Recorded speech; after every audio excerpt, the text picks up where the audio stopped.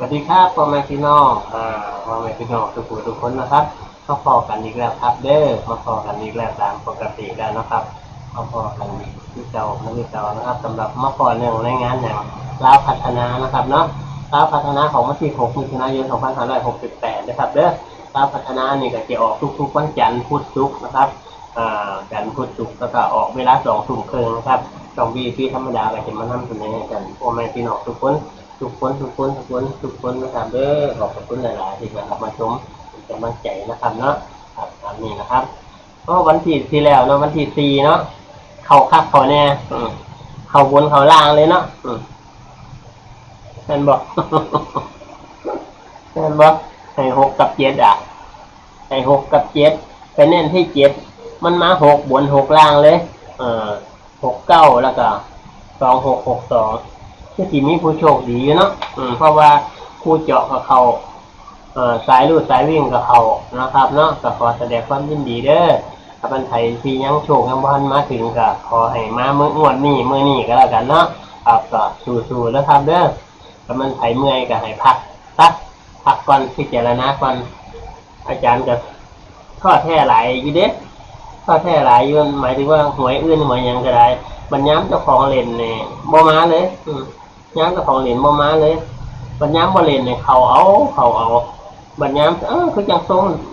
เดินดีเถอะเนาะเลขนี่เนาะเพิ่นพอลงน้ำเขาเท่านั้นแหละบ่มาซ้ำนวลเนี่ยก็เลยคิดในใจว่าบ่มีโชคทั้งนี้ก็เลยเซาก็เลยหยุดก็เลยเฮ็ดใจสบายบ่ได้เล่นก็บ่ตายดอกคิดว่าพี่ประมาณนี้มันก็เลยกั้นไว้อยู่ประมาณนี้ล่ะเพื่อที่กั้นได้ก็เบิดเนื้อเบิดตัวคือกันเด้ประมาณนี้เมื่อเนี่ยประตูว่าเท่าไรเป็นหนีเป็นสินนี่ที่แยกเป็นอย่างนั้นได้ครับเด้อเป็นอย่างนั้นเด้อขอบคุณหลายๆที่มาชมนะเพราะว่าหลายดอกงอนเนี่ยครับคือเก่านั่นแหละเนาะกลับมาเบิ่งที่เก่าได้ครับเด้อประมาณนี้นะครับลาวพัฒนา20:3020:30มีอย่างแรกเหมือนมาเบิ่งเอากันลาวพัฒนาวันที่6นะครับเด้อของ20:30มี4นะครับเด้อกับ5เด้อใครมักเลขใดก็เอา4 5 4น้ำก็ได้นะครับ4 6 4เด้อเอาไปคนละทางแล้วมันเป็นยังไงล่ะโง่ขึ้นยังไงล่ะมันเดี๋ยวกันคิดกันมันกลับมากับเป็นไหม4 5ลิ้นกับ6 7 8 9 0เลขเลี้ยงเลยขอสิมาเอาให้มาเลี้ยงเลยขอทำมาเลี้ยงที่6 ที่เอามันเสียคือจังขึ้นตัวนั้นพวกเอามันด้วยล่ะเสียกันกูก็เอาไปเด็กเสียเวลาที่6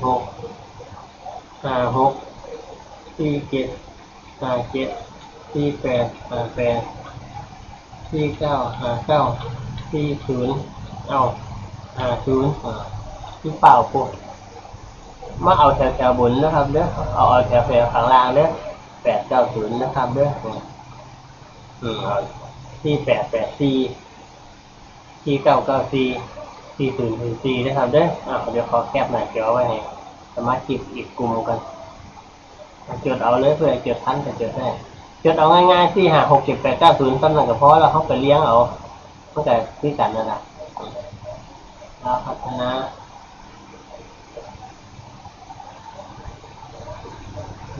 ครับ6เรียบร้อยแล้วค่ะเนี่ยอันนี้จดเอาเลยเรียบร้อยแล้วครับมาพิจารณาเอาเด้อ4 กับ 5รูดวิ่งชุดวิ่งกับ6 7 8 9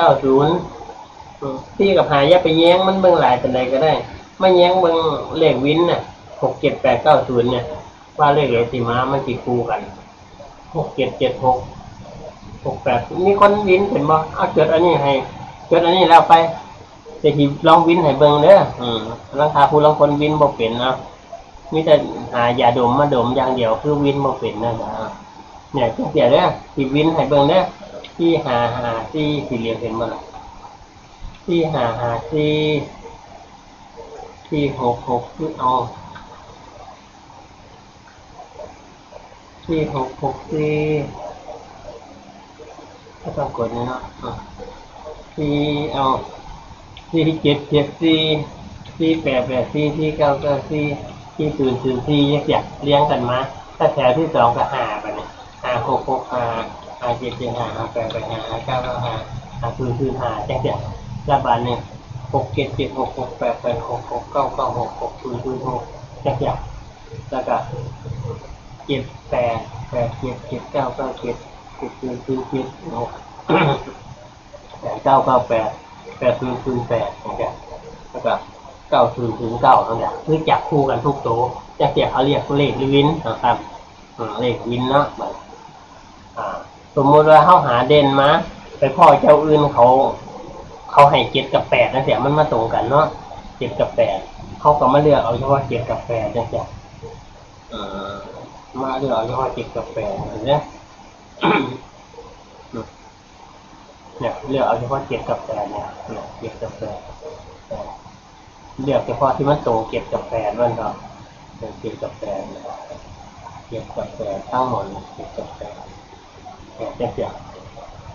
สมมติว่า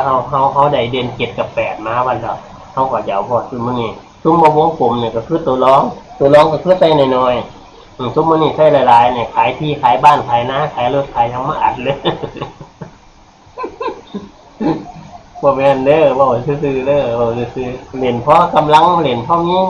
ได้รุ่นได้อย่างซื้อนี่แหละว่าแยกไปหวังรวยกับซุ่มนี่เอาแค่พอได้บรรเทามีอยู่ไม่กินก็เพราะละนี่ค่าน้ำค่าไฟค่าอาหารแมวอาหารม้าค่าอาหารลูกอาหารอย่างวันเสาร์วันอาทิตย์ยังใส่เงินหลายประมาณนี้แหละถ้ามันอาจารย์สิมันเน้นตัวเทียงเรืองเลยนะมันสิบมามันสิมาตัวที่เขาวันเน้นพูดง่ายๆว่ามันสิให้เขาตัวที่เขาซื้อหน่อยที่สุดตัวอื่นซื้อตัวละ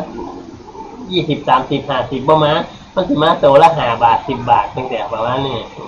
กูให้มึงทำนี่กับบุญแล้วกันสิว่าผู้ใดผู้หนึ่งก็ได้ประมาณนี้นะครับยกตัวอย่างให้เบิ่งซื่อๆได้สมมติว่า4 กับ 5ไปเนี่ยเลือก3ที่4 กับ 5ที่อาจารย์ว่านะเอาอย่างเคลื่อนไหวบ้าง4